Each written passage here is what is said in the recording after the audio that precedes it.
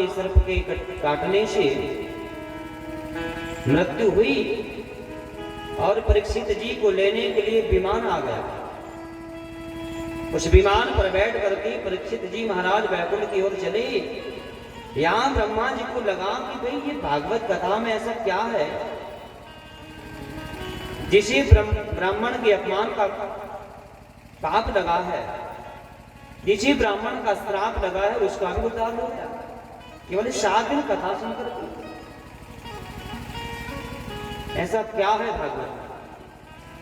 तो ये देखने के लिए भगवान ब्रह्मा जी ने ब्रह्मलोक में एक तराजू बांधा। सत्यलोके तुलायाम,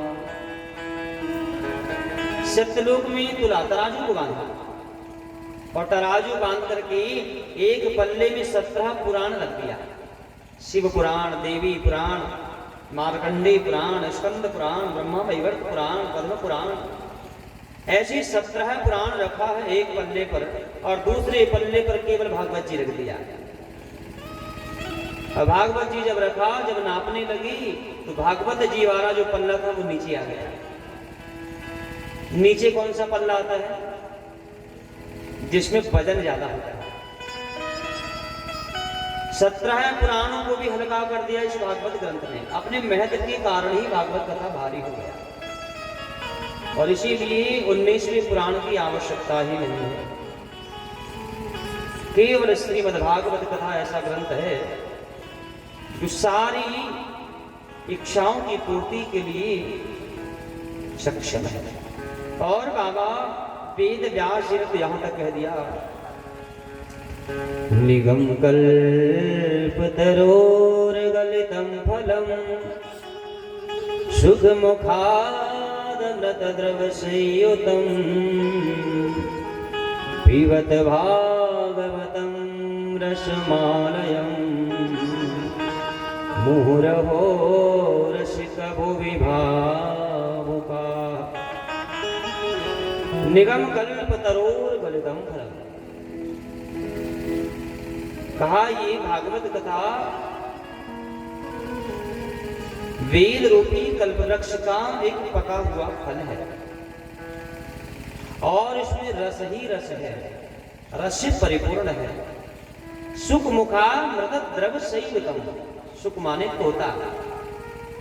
देखिए तोते का एक स्वभाव होता है, तोता कभी खट्टा फल नहीं खाता, तोता हमेशा मीठा ही फल खाता है। और कभी अगर तोता कोई खट्टा फल खा लेना,